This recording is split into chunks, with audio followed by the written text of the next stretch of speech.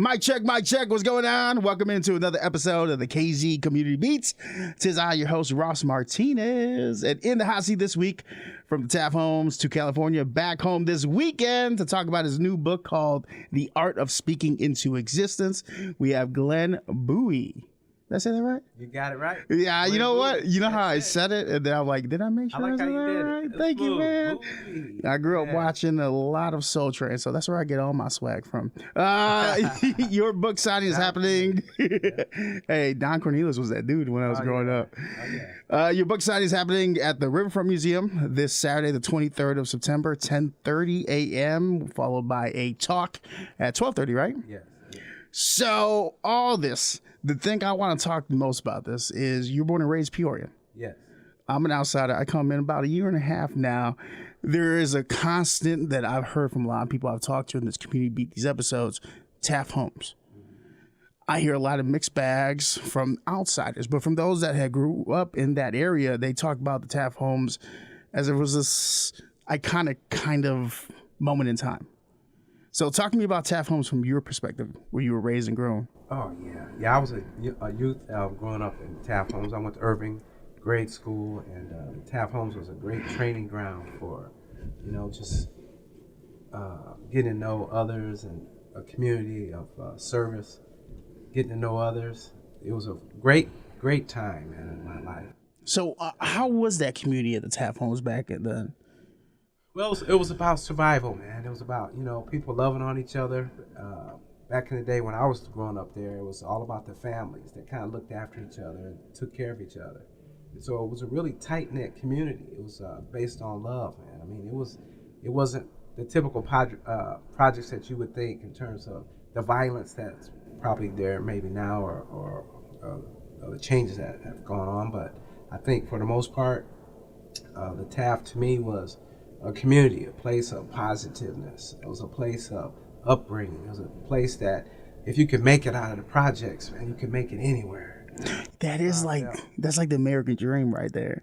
That if you could come from this struggle and earn something, like it was just it wasn't so much as dangerous. It was just more of a, how can I say it to make sense? It was just more of an environment that my mom was very protective of her kids. She was scared about the river being close by.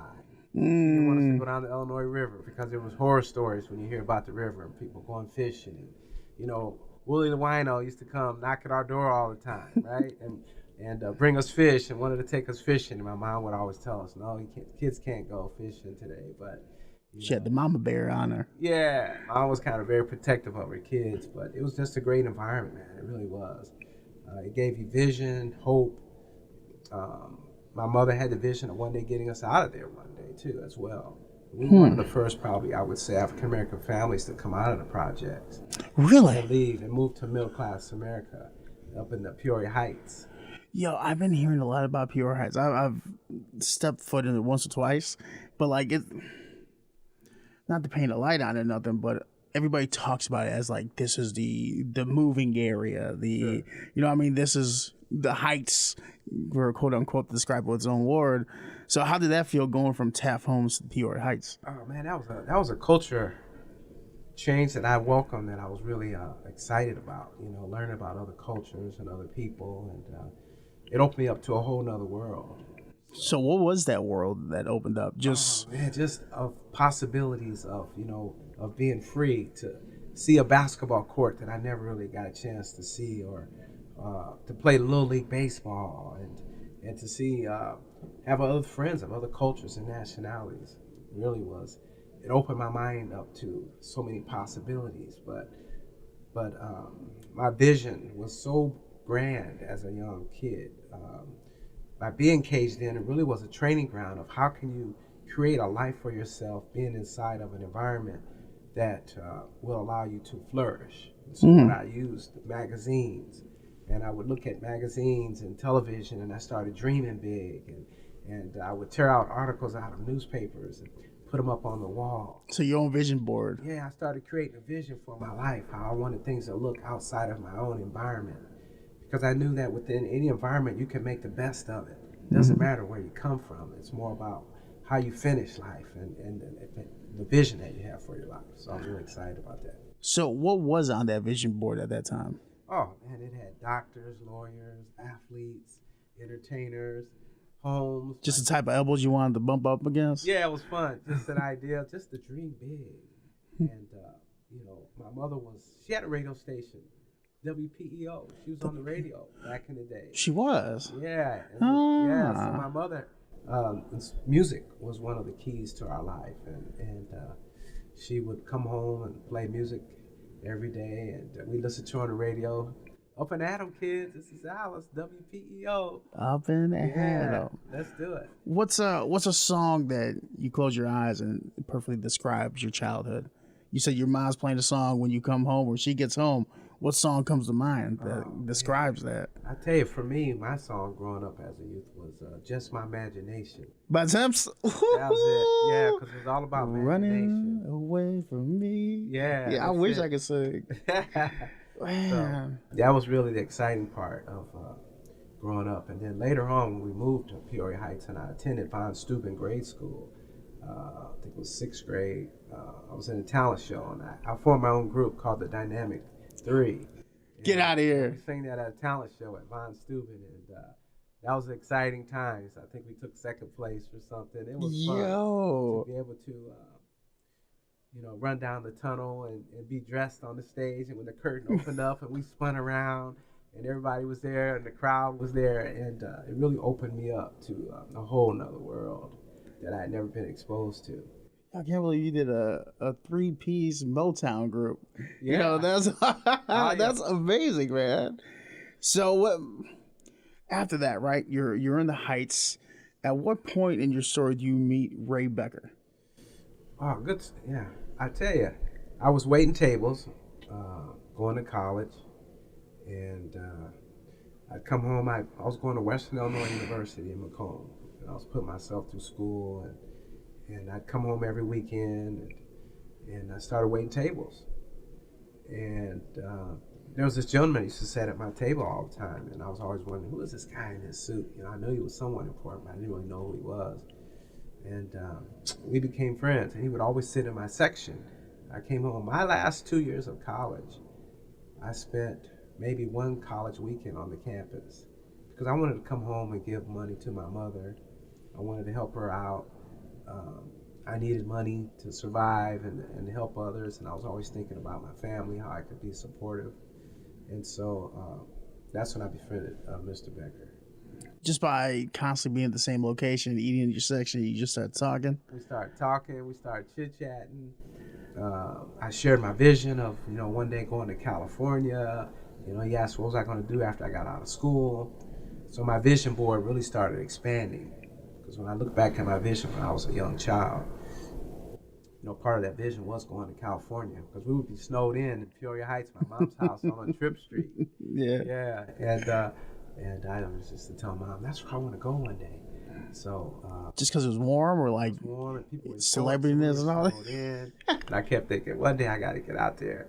And so fast forward, after meeting Mr. Becker, we built this bond with each other. And he would have a lot of his business meetings there. And I became his go-to guy for his business. He owned the Raintree restaurant. At the time, it was a Continental Regency Hotel downtown. And for those that don't know, Ray Becker is a big name in Peoria. Or rest his soul, right? He done passed away. But he's built a couple buildings here.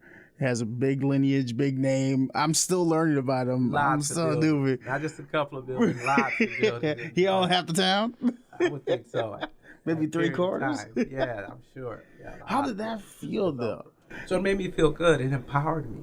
It made me feel like, wow, here I am, having a conversation with a gentleman, one of the wealthiest men in Peoria, who took a liking to me, became like a father figure. I could talk to him about anything. And then when he found out I was going to school and getting ready to graduate, he says, well, look, December 3rd, Glenn, I'm going out to sunny Southern California on my private jet. How would you like to serve drinks and come out with me and I'll show you a good time? And I couldn't pass it up. And just like that. Yeah. So how long was it? Because I love learning about the inner workings of human relationships and friendships, of how we get very cool with somebody out of nowhere. So from meeting him, finding out who he was, and then heading out to California, what was that timeline? About a year and a half. Oh, that's solid. Yeah. Yeah. It usually takes about a year to figure out somebody. Yeah. That's fun though. It was a great experience. About a year and a half getting to know him and building that relationship and being of service. I learned at a young age. Waiting tables really opened me up because I grew up kind of a shy person. You know, I excelled in sports. I was a baseball and basketball player. You know, coming up through grade school and high school and so forth. And played Sunday morning league baseball and all that great stuff. But something about waiting tables, it taught me sales because I didn't know I was going to end up being a top sales producer in the country. And but waiting tables allowed me to overcome my fears of opening up to people and open up my mind. Because when someone comes into a restaurant, it's a 5-star restaurant, and they're with you for the next couple of hours, you know, you're kind of in control of the situation, and you can make or break their evening. That's interesting. One thing you said there that definitely caught my attention when you say it opened you up a lot, but you had done the performers, the 3-man group.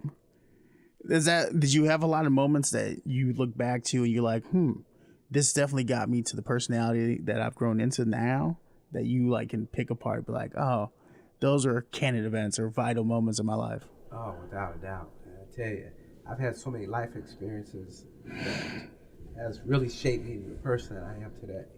I can remember my mom coming home and saying, hey kids, get ready, we're going out to the heart of Illinois Fair. We're going to go see Diana Ross. You seen Diana Ross live? Yeah. I'm jealous. And the original Supreme. Really? At Illinois Fair.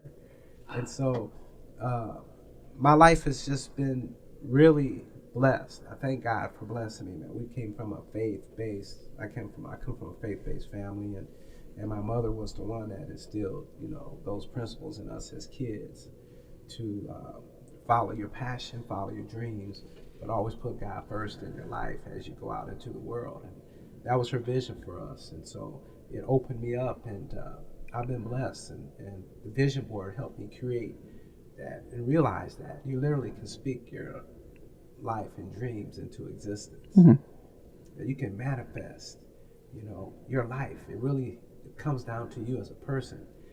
It's unlimited opportunities. And that's what I love the most about being here and being from Peoria, is that it allowed me to open up my heart and my mind and my vision. I love that, man. But on the flip, how was it for your mom to let you go, to leave Peoria and go to Cali? Like, how was that? Oh, it was amazing. She was like free, because I know when I was leaving, my mom was like, are you sure? Well, you know, my mother was very supportive. I remember calling her when that day happened, after waiting tables, I came home. I said, Mom, you won't believe what just happened. She said, what? I said, Mr. Becker just invited me to go to California. And she said, oh, wow. She said, that's exciting, son. I want you to do it. Go for it. Make your dreams come true. She was gun-ho for immediately. She was very supportive. And I promised her, and I said, Mom, when I go to California, I'm going to come back and get you one day. And you're going to live with me in my home. The vision that I have, I'm going to have this house up in the mountains in Pasadena. And she said, oh, son, you'll be married by then. You're going to forget all about your mom. And I fulfilled that purpose. My mom just passed away a year ago. And my condolences. But for 23 years, I fulfilled my purpose with my mom. You said it with such a huge ass smile, and I love that, man. Yeah. Like, you saying it with like a very authentic, like. Yeah, because she made sacrificed it right for her kids. My mom worked 3 jobs. My dad was an alcoholic. You know, he was a great guy. He just didn't have any vision for himself. His vision was limited to, you know, because of the alcohol. So my mom was the one that, when Child and Family Services come banging on our door in the Taft Homes, man, my mom, that's why we felt like caged in. She would tell us, don't answer the door. Don't answer the door. Because, you know, they were looking to separate us. So they wanted to separate my brothers and sisters. Yeah, I have a sister, Renee, and 2 brothers, older brothers. So I'm the youngest of 4, and they wanted to split us up. And the first one to graduate college, right? I was the first one to graduate from college. That was my vision. My mom wanted to go to college, Huh. and so she didn't get that opportunity. And I wanted to be the first one to do it and complete that mission. Man, so I mean, talk about speaking into existence. All this has been a vision quest, for lack of better words. Like you see something you want, you go get it. So that's all. I respect that a lot, man, because that's kind of how I've been living my life. Sure. For 15, 16 years, I've been in this industry. And the second I stepped onto college campus, I said, I want to run a radio station. I want to be that dude. I want to do this. I want to do that. And little by little, I've been able to get it done. It hasn't been easy, but I think, as you know, it's worth it. The hardships, like, people don't see the failures behind the scenes. Sure. Well, we all fall down, but you get back up and just keep running the race of life, man. You just never give up, and always just believe that you can make it. Even if you don't even see the clear path or where you're headed, just get on the path. Just get up on it. The vision will come clear as you get on it. As you move down that path, it'll start opening up to you. That's how it was able to open up for me, through prayer, through exercise, through working out, through meditation, through people's prayers, mother's prayers, grandma prayers. I mean, there's a whole blessing, I believe, that we all have. We just need to tap into it. We just need to tap into that inner spirit, that inner soul that lives deep inside of us, man. It's in there. It's just tapping into that. You ever find it difficult throughout your journey at moments to tap into, I guess, that peace of mind in the journey? Like, as you kind of touched with your father and feeling caged in because of moments, and then there were probably moments where you may have been out of place. Did you ever feel like you were on shaky ground? Temptations pun. Oh yeah, my whole life. I've always felt that way because I always felt in my spirit that there's more, there's better ways of doing things. Always trying to improve your lifestyle, your life, but I always considered others along the way. I always thought that in order for you to get what you want out of life, you've got to help someone else get what they need out of life. So I've always had that in my spirit and in my heart of thinking of others and putting others first in your life,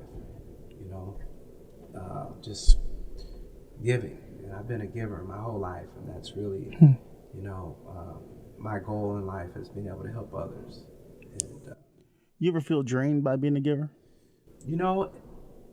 I won't say drained, but I do feel that sometimes you do feel that emptiness sometimes because, that's just part of it. But it doesn't last for long because I have so many goals and dreams and ambitions, and I still do to this day, of what I want my life to look like and what legacy that I want to leave.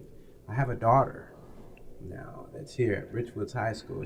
Ridgewood. Yeah, and I have two grandsons, Tylen and Trey, and I have a son-in-law who's doing really well, Shannon, with his business here.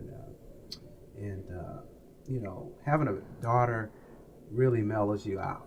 Yeah, really, like it's such a gift and a blessing. Tell me about this, because I've not had the honor to be a father. I'm only an uncle, a fun uncle at that. Yeah. But like, what was that mental, emotional, spiritual change in you? Did you see it?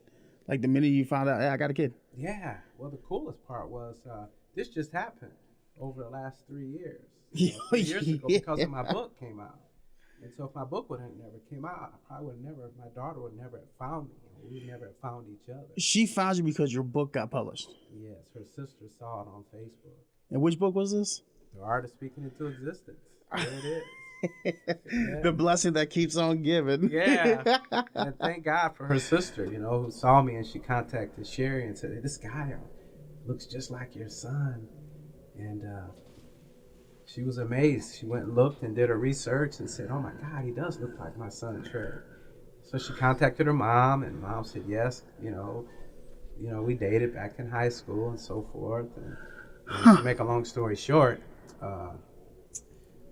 my daughter did her research and found out that my cousins were liking my book on Facebook. And they're like, oh, cousin, congratulations on your book. Well, my daughter, at that time, I didn't know, she did her research and did her DNA test and found out my cousins were her cousins.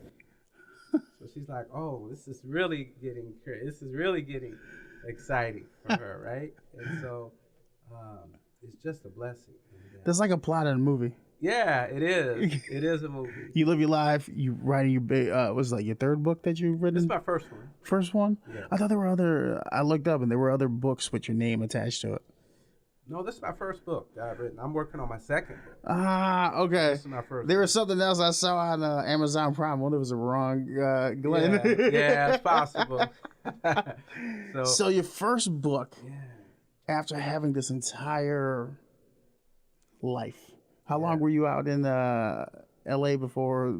37 years. 37 years, and this happens. Yeah, and the coolest part is that, you know, I always wanted a son or a daughter, and that was my biggest.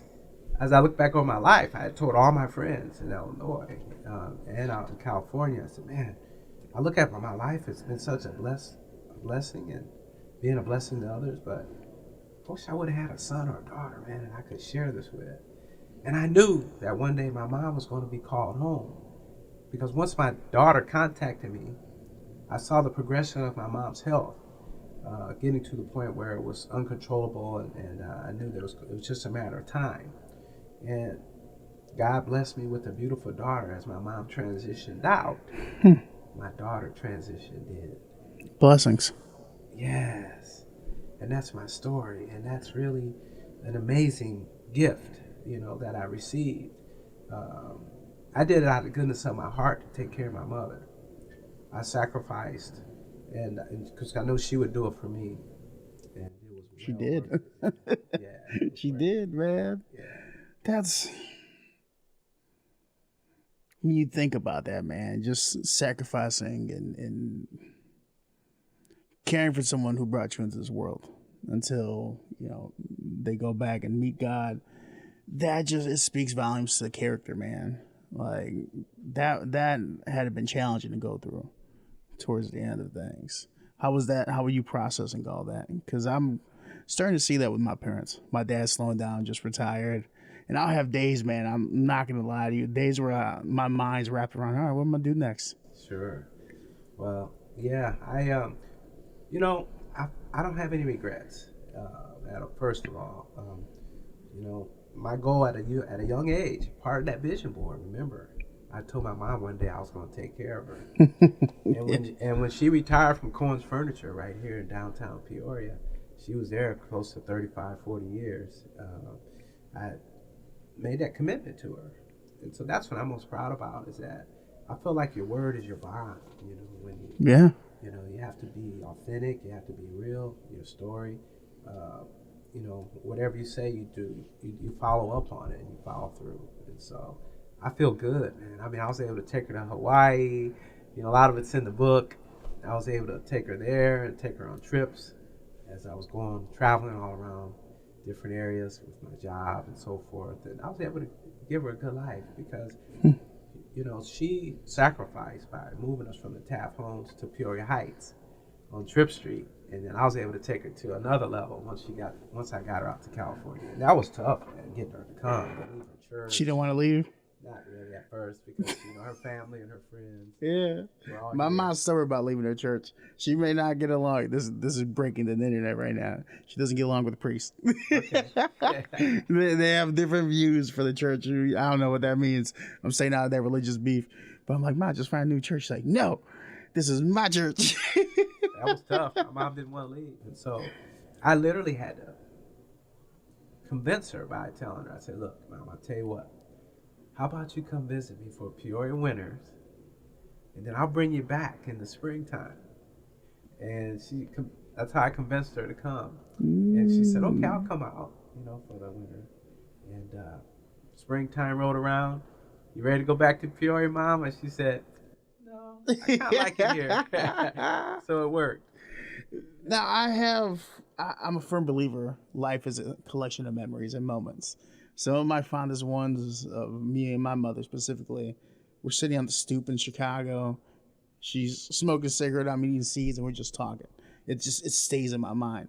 Do you have a moment like that of you and your travels with your moms that just sticks out? Oh yeah, one of the biggest moments that sticks out the most was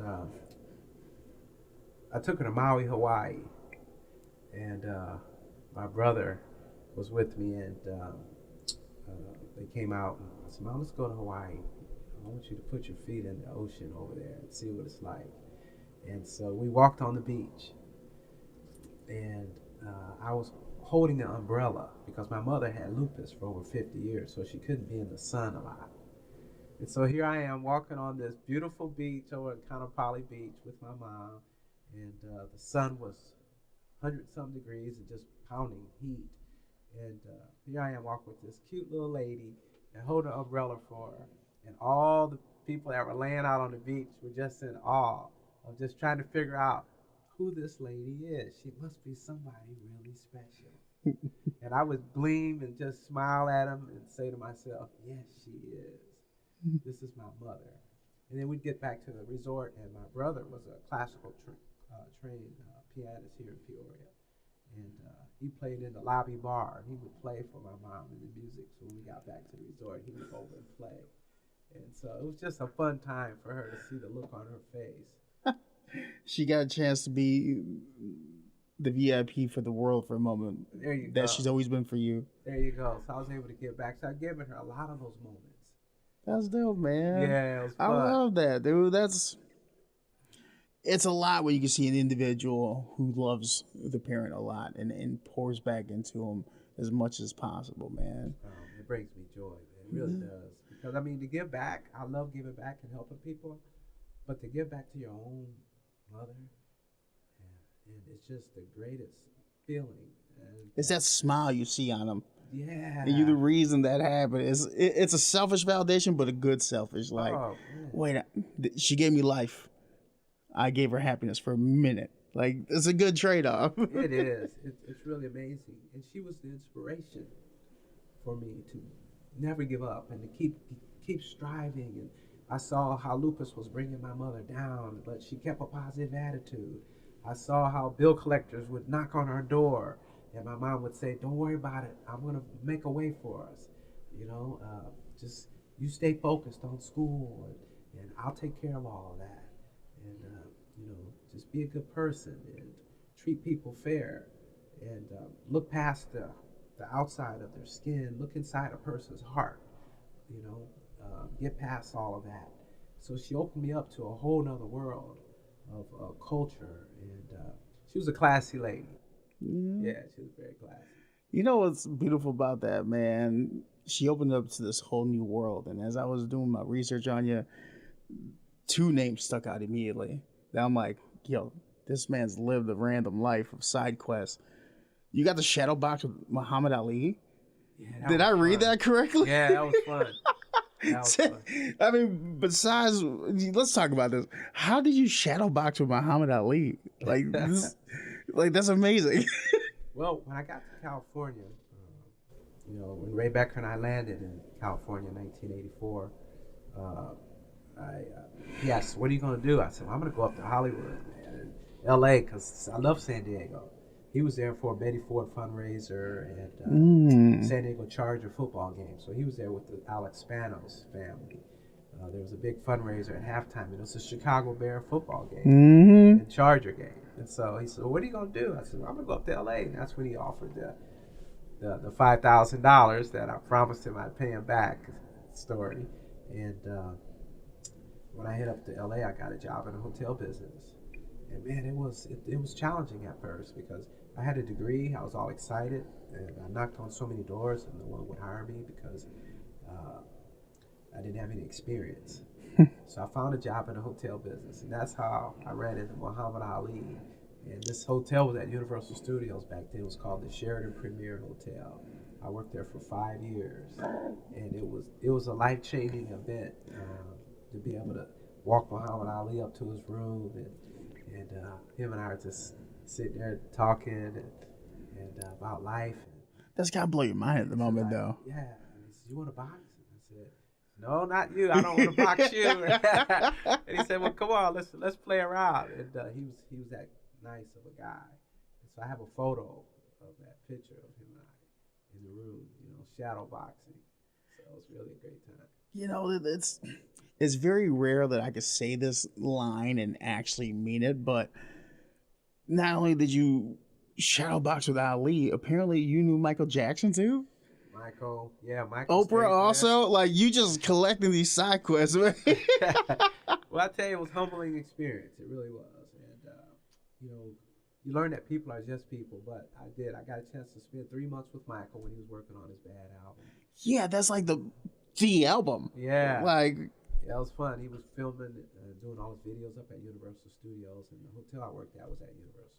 Did you get any sneak peeks in the moment, or was it just strictly like, "Oh, what's up, Mike? How's it going?" Oh no, I got to know him personally. For real? Yeah, I would. First time I met him, my boss had told me, she said, "Glenn, can you work overtime? Michael's coming in tonight." I said, "Oh, I'll probably see him tomorrow. He'll probably be in late." She's like, "No, you gotta stick around tonight. He'll be in about 2 or 3 in the morning." So I said, "Okay." So imagine this: the hotel's empty. The hotel's empty. I walk out with my head down. All my friends went out to go have fun that Friday night. I'm like stuck in the hotel. It was a slow night. And I look up and I see this body standing over in the corner. And I'm like, wow, who is that? And as I walk closer, I'm like, wow, who is that? You know, I saw a Laker hat, you know, and I saw a Dodger jersey on, and I saw some Air Jordan tennis shoes. And as I got closer, I said, oh, wow, I think that's Michael. And I saw a surgical mask on his face. And so that's when I first met him. And I just went up to him and introduced myself and told him I'm a professional waiter, bellhop, yeah, from Peoria, Illinois. And I'm going to take good care of you. And I'm going to hide you from the paparazzi. I'm going to take good care of you. And that was the beginning of my first encounter with Michael. So what's something that you said you got to know him? What's something that people don't know about that guy? Or like... He's a prankster, as a lot of people know. Yeah. Don't know. Yeah, he likes to have fun, and so as he wanted me to be his private, you know, kind of like bellhop. He didn't like a lot of different people coming out of his room, so I was kind of in charge of him for the 3 months, and so I would get with his chef, take up the food, and so forth, and I would always ask his chef, you know, does Michael never come down out of his room? And she said, yeah, you know, look for the old man in the cane. And so I'm out front, and all the paparazzi's there waiting on me to come down. And here comes an old man in a cane, walking through with a beard on and a disguise. And he walks over to me and he winks. And the paparazzi kept asking me, "Where's Michael? Where's Michael?" I said, "I haven't seen him." He was standing right there the whole time. Yeah. Isn't that interesting how things kind of go full circle? Where you met Ray because you were working as a waiter, and then you get to meet some influential people working at the hotel. You're speaking your life into existence, man. Like, take me through this mindset. Like, how is this got to be like a world shocker at this moment? Like, you come from Peoria, Illinois. You're out here. You're meeting these people. You're starting to get knowledge through conversation. You're starting to grow and mature. You're speaking it all into existence. Like, how's this all in that mindset? Like, how are you feeling in that moment? You know, that's a good question. I just wanted to be me. I just wanted to let them know that this is just who I am. I know that, you know, I've met a lot of famous people in my lifetime, and I learned over the years that they're just real people. But, you know, at the beginning, it was really exciting times because, you know, I just stayed true to who I am as a person.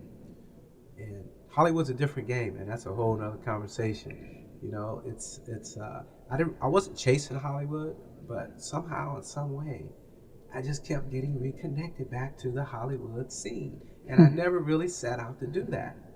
That wasn't my goal. I mean, when I left Ray Becker, and when I drove up to California, the first person I wanted to meet was Richard Pryor.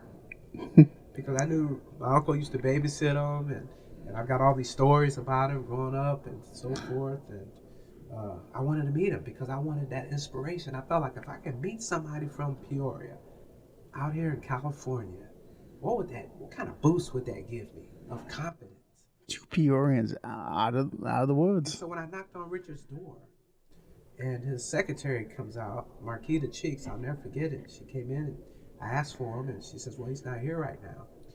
And so I was a little dejected, you know, because I thought, oh, wow, how am I going to get back in the Warner Brothers studio? You know, my cousin worked there, and he got me past security. I'm like, how am I going to get this opportunity again? So as I turned to walk away, you know, in his mud-bone voice, I heard a character say, "Boy, who's your people?"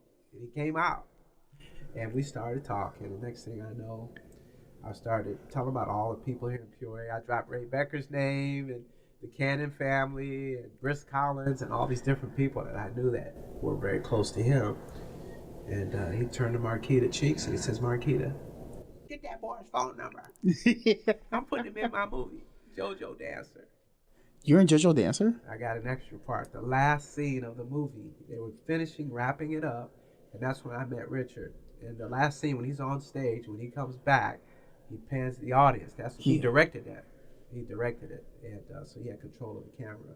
So he gave me a couple of good close-up shots. So I asked him, I said, "Well, Richard, I tell you what, if I, come to the set," I said, can I bring someone with me?" And he said, "Yeah, sure.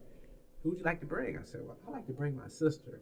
So I brought my sister along because I knew no one would believe the story unless I had a witness. Of course. So I brought my sister with me. So we got these close-ups. Then after we shot the scene, his bodyguard came and got us, and I'm sitting there in this trailer reading Dove bars. Yeah, talking about Peoria. So that was my Richard Pryor experience. Yo, like, Yeah. that's crazy, man. That's intense when you think about it. Just being outside, but living that. Amazing. I mean, From the Taft Homes out there to be on a set of Richard Pryor's own movie, 2 local Peorians just speaking into existence. yeah, it was amazing, and it just kept going. I mean, this hotel was the hottest hotel in the 80s. This hotel was the most popular hotel in Hollywood. It just opened up. It was a signature hotel during the Olympics.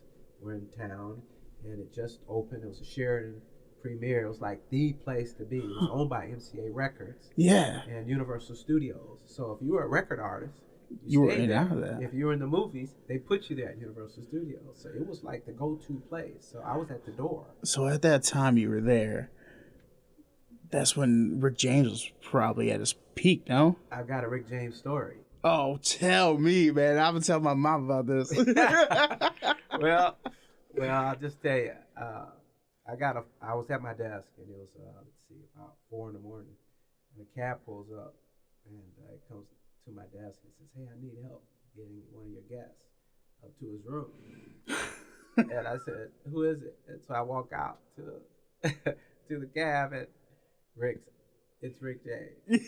Yeah. And so we had to try to figure out how to get him up to his room. And so I literally had to get help getting him onto the bell card and getting him up to his room. And but that's my Rick James story. You just come up as Rick James? Yeah, so it was really funny. Yeah, And, it was a funny time. Were you ever starstruck out there, or you just kind of kept the cool, like understanding this is just the climate? I kept my cool. I realized Steve Perry Journey came to me. I'm not sure if you're familiar Steve with Perry from Journey? Yeah. Journey. Yeah, we became friends, and so You're cool with Steve Perry? yeah, Steve lived in the hotel for like 3 years. He lived there. You amaze me. Yeah, and so the funny part was I never bothered him, but all the other guys that I worked with, they would run get autographs, and I would just leave him alone. I'm like, the guy lives here, you guys, leave him alone, give him a break. So I always stayed away from him, but I'd always, acknowledge him when he walked in. That was it. So after about a year, he pulls up, he comes straight over to me, and he said, "Glenn." I said, "What's up, Steve?" And he's like, "You've never asked me for anything."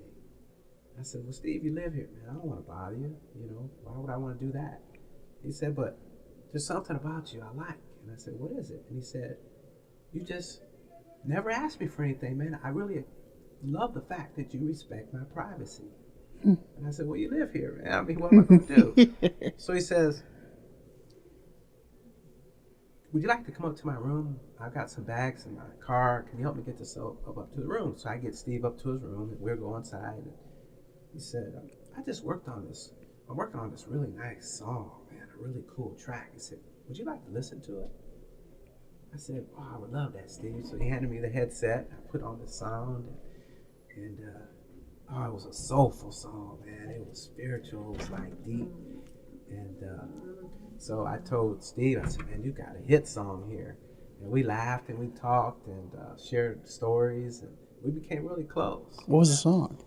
Well, I don't want to. I can't release the song. Oh, Yeah, damn. I can't release the song. I don't really know the name of the song, but or what. I don't even know if he even had a title yet. But yeah, and he was telling me about how he wants to come out with this song, and he was going through a period of his life, and the band had just broke up. So I didn't want to get too deep into it. That's when Journey had broke up, and he was just going solo back in that period of his time. I worked at a station in Chicago, K-Hits, and it was all 60s, 70s, 80s music. Yeah. Steve Perry was on it a lot. Yeah. So I'm trying to think of his catalog. And Well, I'll tell you a funny story. It's in the book. It's pretty funny. He asked me, he said, well, you never asked me for anything. He goes, don't you want something to give to one of your friends or girlfriend? You got anybody you want to like have me sign something for you? I never asked you for anything. And I said, well, you know what? Let me think about it, Steve. I said, you know what? My next door neighbor loves you. Her name is Debbie. And he goes, all right. I said, why don't you sign something for Debbie? That's my mind, man. I'm always thinking of others, right? So he signs on a piece of paper to Debbie, love Steve Perry, and gives it to me. So I said, thanks, man. I'm going to give her that when I get back to my apartment in Studio City where I was living. I see you, Slick Rick. So I go back. So I go back to my apartment, and I knock on Debbie's door to give her the copy of she loved him. She had moved out. So I ended up with his autograph. Anyway, I still have it at my home to this day. So I ended up with his autograph after all, but it says to Debbie. You ever run into Debbie ever? No. That was it? Yeah, that was it. Oh, we got to write a movie about this. Yeah. Ran into Steve a couple times, but I didn't run into Debbie after that. But I actually have it at my home. It's funny. That is wild. When I look at that, it brings back memories. It just puts you right in that moment mentally? Puts me right in there, man. And I can go on and on and on, man. I'm telling you, Steve was a great guy. That also happened to a lot of different people. Just Marcus Miller, I met him, the bass player, famous bass player. Drums, and David Sanborn. And he did the same thing. He came in one night, and I'll never forget that. Yeah, he asked me to listen to a song. Let me ask you this, man. What age did you move out of the Taft Homes? I was young, man. I think we moved out. 5, 6? I was like, yeah. I've got a... And how old are you now? Man. You forget? Nah, I'm just sitting here thinking back. You took me back, and I'll be 64 next week. So from about 5, September 6 is my birthday. 5. Oh, happy early birthday, man! It's coming up. So from 5 to 6-year-old Glenn to now, everything you've been through, man. If you were to just see yourself back then and tell you something, what would you tell yourself? To dream even bigger. My book is, which we could talk about, later, but it's all about dreaming bigger, not just dreaming big, because the world is unlimited. It's unlimited opportunities for us all to reach out and touch. And if you fall along the way, so what, man? You just get back up and you just keep running the race. I've fallen down many times. Oh, yeah. But, you just get up and you just keep running, and you just never give up. And that was when I met Walter Payton. Walter and I became probably best friends. Yeah, Walter. Sweetness. Sorry. Yeah, Sweetness. Yeah. Take my Chicago card away. I just said the wrong thing. But that's Sweetness, man. Yeah. You met Sweetness and you got really cool with him? Yeah, Walter was my guy. He was my guy, man. He was like a big brother to me. Really? They called me Little Glenn. He had a I won't say bodyguard, but he had someone that kind of looked over him. They called him Big Glenn, but they used to call me Little Glenn. And but yeah, Walter and I became really close. Yeah, every time he'd come to LA, I would take care of him out there. And I'd come back home to see my mom. My mom was the one that inspired me actually to call him. Really? Because when I met him in the hotel, he gave me his card, and I was joking with my mom one day when I came back for Thanksgiving. I go, look, man, look who gave me this card. And she goes, wow, Walter Payton. I said, yeah. She goes, you going to call him? I said, nah. She says, why not? I said, well, he meets so many people. He was just being nice. And she goes, I think you ought to call him. I called his office, and they're like, this Little Glenn? And I'm like, yeah. They're like, when you coming up? Walter's just opened up 34, Studebakers, Pacific. His office was at Studebaker, but Pacific Club. He opened up all these clubs. You love that impression. He said, "Come up and hang out." And the reason why, it's funny how life works. One thing I learned about celebrities, so to speak, or entertainers, is that they'll pick you out in the crowd versus you picking them out in the crowd. Does that make sense? Yeah. There was 50 to 100 people signing Walter's. There was 50 to 100 people. Walter was signing autographs in the lobby. I never bothered him. I stayed over in my little area, my work area, and just kind of hung out. After he was all done, he walks over to me and introduced himself to me. And that was the beginning of our friendship. Just stay cool. You know what I mean? Yeah. And celebrities, and I've worked around so many people, not just celebrities, just people, you know, they recognize that, you know, there's something in you that's different. If you just stay true to who you are, I learned that, you know, I've never really chased it. It just happened on its own. It just kind of organically just connected. And then one person, you know, it just started feeding itself, like, so to speak. And just one person introduced me to the next.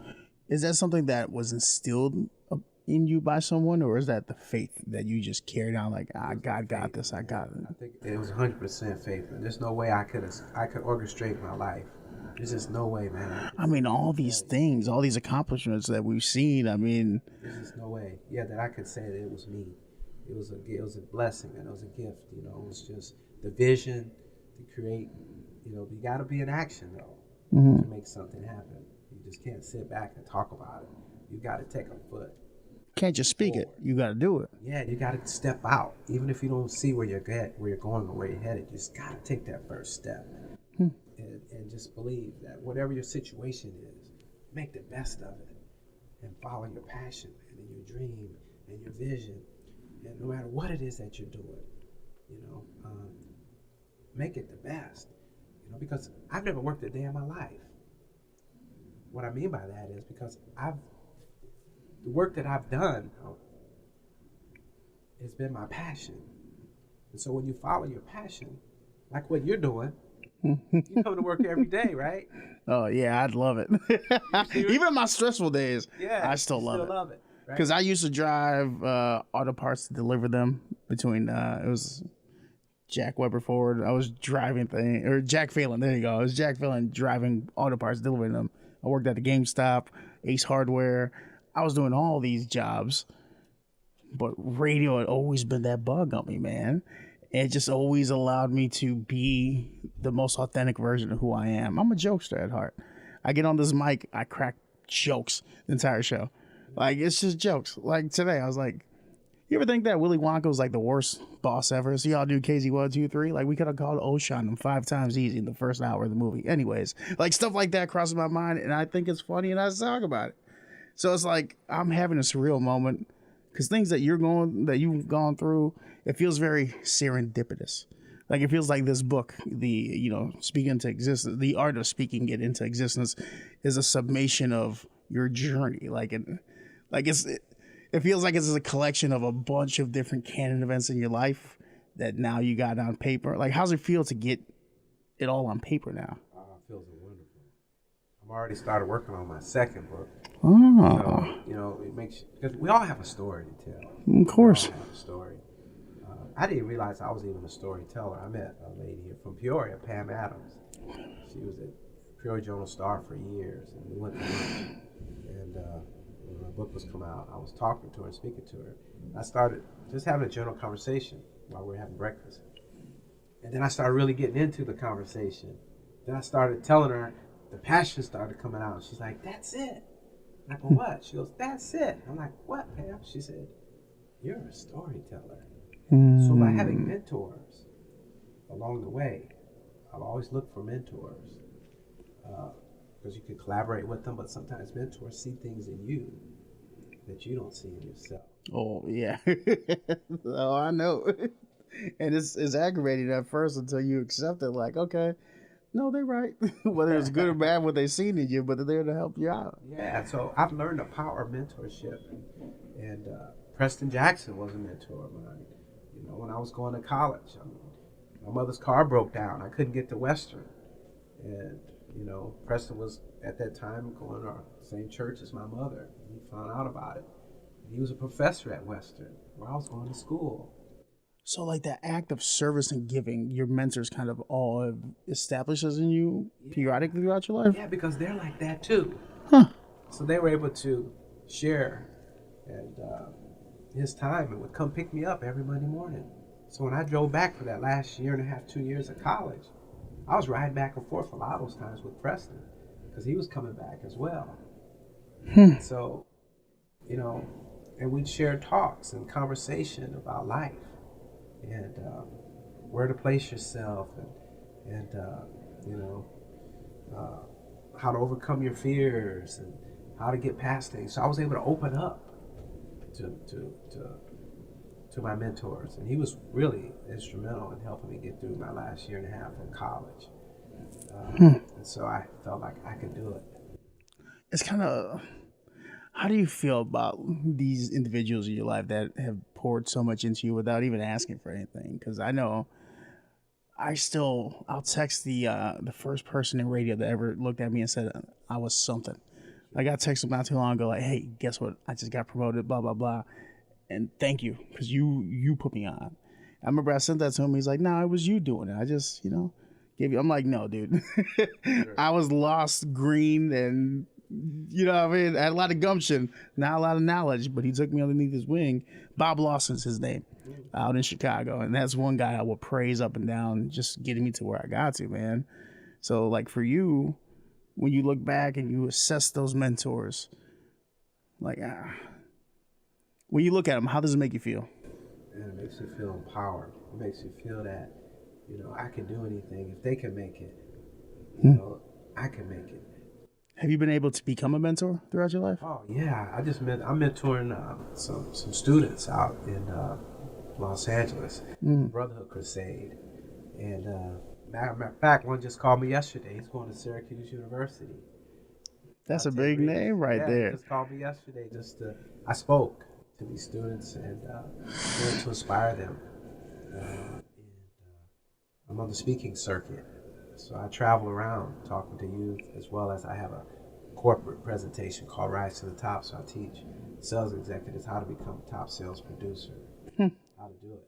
Yeah. You just wearing a lot of hats, having a good time, huh? Well, just having fun, just following my passion, doing what I think can make a difference in the lives of someone else. Because as long as you have that mindset of being of service to others, it's just a gift from our Creator, God, who will bless you with these opportunities to express what's really in your heart. Because at the end of the day, it's all about getting to know a person from the inside out. And that's how I've always viewed life, and that's how I've always looked at life. And so I've been blessed. I really have. And now I want to be a blessing to someone else. That's a perfect transition into now the book. The artist speaking into existence. At what point in your life did you realize you wanted to be an author? Or did it just kind of happen upon you? I tell you, I look back at my life and it just happened. I was speaking to the LA Job Corps, they're part of the YWCA out in Los Angeles. And I met a lady at a network event, and she said, tell me your story. And I shared my story about from Peoria to California, so to speak. And she said, you need to share that story with our executive director. And I did, and they hired me to come speak. It was my first keynote speech. There was 5,000 people there. How was that? I tell you, it was... Were you shitting bricks? I tell you, I didn't tell them that it was my first, because I knew he probably wouldn't have hired me. So I practiced for about 3 months in my backyard. Hell yeah. Memorized my speech, because I wanted to make him look good. Then he added pressure. He said, my boss from the East Coast is coming out, so don't make me look bad. I'm like, I got big East Coast. I got this. And how did that speech go? It went over really well. Yeah. Yeah, it went over really well. You caught that bug at that moment, huh? And so afterwards, that's how the book came out. One of the students walked up to me and he said, man, thank you for your speech. It was very inspiring and motivating, and I'm really looking forward to getting out there and finding my passion and my vision and my dreams. And he said, but where's your book at? And I said, oh, I don't have one. He says, well, you should write a book, because I think if you document what you're doing, I think you can even touch more people. Mm. Wow, this was You know a high who that? school kid. You know who that was talking to you? The Spirit. Mm. Yeah, God uses people Mm-hmm. to get His word to you. And so I took heed, and I said, you know what? I'm gonna go home and start journaling and writing, and then it took 4 years to perfect it. And but yeah, that's how it all started. I think we've got to know you very well just by talking about your life and things you've been through, and just how it's evolved. Now, this book, take us through a little bit more of it. I don't want to spoil too much of it because I want people to go on Saturday, but take us through a little bit. Give us a little teaser on what is a little bit into that we have not touched about yet. Well, the hook of the book is from the projects, the prosperity, life lessons learned along the way. It's my life story. It's about dreaming big, having a vision for your life, overcoming, persevering, being determined to make it, to never give up, just believe that you can make it. But you must be in action, though, to make something happen. And as I spoke about earlier, we all fall down, but you get back up and you just keep running the race of life. Of course. And the biggest impact that my book is having on the world right now is a 13-year-old girl did a term paper on my book. Oh. And put it on LinkedIn, and I got thousands of people responded to it. And a 70-year-old man who was retired, he was enjoying the fruits of his labor. He came out of retirement after reading my book because he wanted to make a difference in the community. But the most touching story of them all was a lady here in Peoria, Illinois, reached out to me privately on Facebook, and she said, Glenn, COVID's got me down, getting ready to divorce my husband, 20 pounds overweight. I was ready to give up on life. But she said, but after reading your book, I'm back in the gym now. I reconciled with my husband, and I got a whole new purpose for living.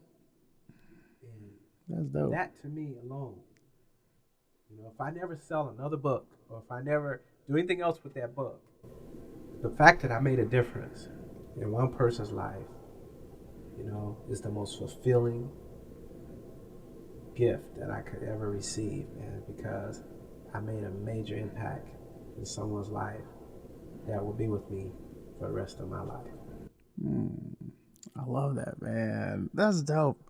Just being able to see your, or at least experience your journey firsthand through conversation and dialogue, to see it evolve to the point of people filled your cup up throughout your journey. And in a moment where someone's cup is damn near depleted, you're able to fill it a little bit back up to allow them to not only speak what they want into existence, but get out there and do it, to do the work, as you say. Yeah, and I look back and I think about all the people that have helped me, and I thought, well, who can help me get the message and the word out? And so I called my old boss. I come from a telecom industry background, but John Combs wrote the introduction to my book. I dedicated the book to my mother. And then Blair Underwood, who was on LA Law for years, major Hollywood actor, wrote the foreword to the book. So, now I know, and I remember. Dang, that's dope, man. Really speaks volumes because he's well respected, and we've been friends for over 25 years of genuine friendship, and we stay in touch. And I'm very supportive of what he's doing. He's very supportive of what I'm doing, and so it's a truly a blessing to be able to see it all come together, and I'm just very thankful. Before you took that job, long time ago, the server waiting gig, right?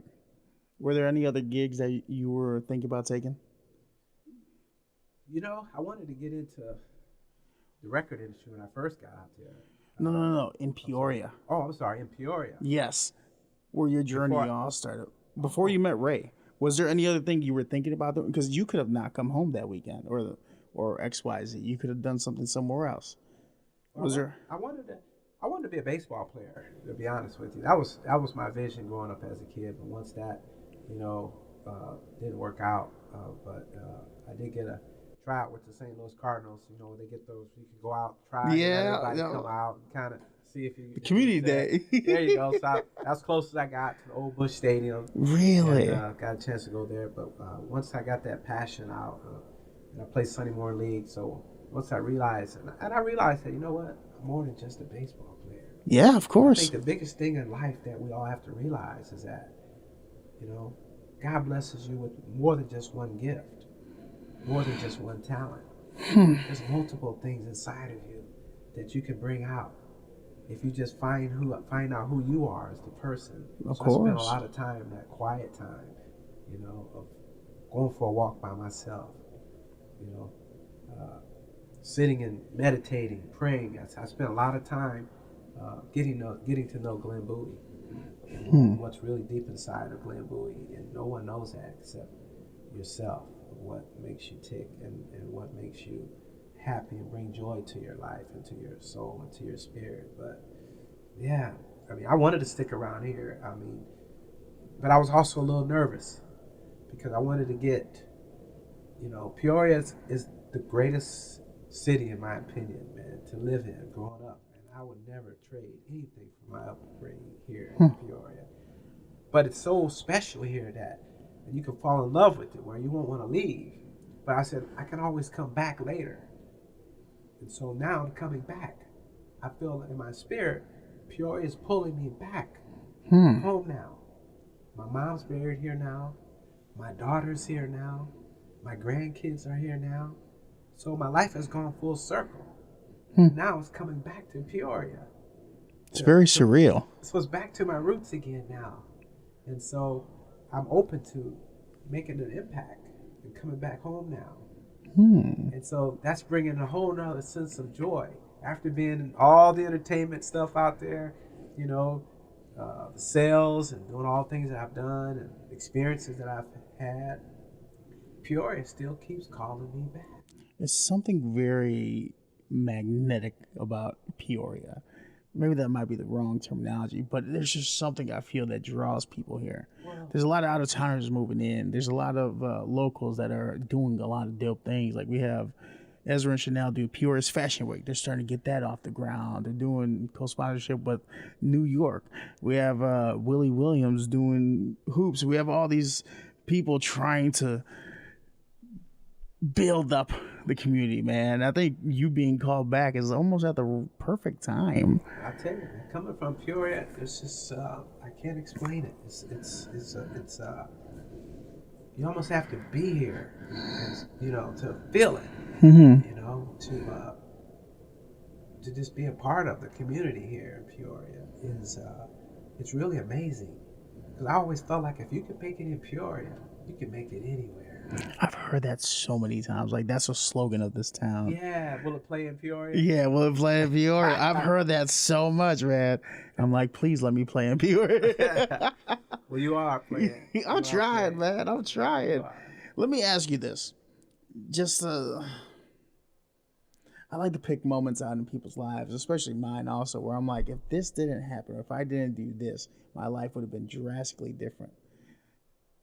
If you didn't have the personality you had in that moment while you were working and serving Ray, your life could have been very different. I think you would have still found a way, for sure, but it would have been different. How does, when you ever think about that? Oh, yeah. I think about it a lot. I live it through some of my friends that are here, you know, and they're successful. And then there's other friends that weren't quite as successful. But success isn't about, you know, where you live. It's all about what's in your heart, man. I love that. Yeah, that's where true success really comes from. And I think about all the people that have come from Peoria. I mean, man, there's so much talent in this town. A lot. You know, not just athletes. Peoria's known for basketball all over the country. You know, when I'm out there in California, they're like, oh, you're from Peoria. Oh, Peoria is known that far out, being a Yeah. basketball mecca? Oh, yeah. You got the Booth brothers out here. That- you got that's Sean true. Livingston. You Yeah. got, you know, I could go on and on and on, you know, of people that are making an impact back here in Peoria. And, yeah, I mean, it goes way back to my mom was DJing. Well, we were in the Taft Homes. My mom, back then it was Chet Walker, Chet the Jet. Chet the Yeah, Jet. at Bradley University. My mom would throw parties, and I was part of the entertainment. My sister and I come out and we dance, and they would give us 50 cents, and that's back then. Candy was a penny a piece. Yeah. We could get 50 pieces of candy for 50 Huh. cents, and my mom would make us give the money back, and she'd say, "No, you do it out of the goodness of your heart. You don't do it for money." And so, I was exposed, to Diana Ross. Yeah. Attempts. And then I created the Temptations, my own group, out of the Dynamic Three. So I There's saw this moments, as a kid, these yeah. moments in time, and people that have come into my life over the years were inspired me. So I've been inspired my whole life by others, and so now I feel like if I can inspire others, then I can, be a pathway for them to reach their goals and dreams. I love that. Where can we find the art of speaking into existence? You can go on Amazon and just search out Glenn Bowie, GLENN Speaks, SPEAKS. And you can get it there, or you can go to my website, glennbowiespeaks.com. There's a link there that'll take you straight to the purchase.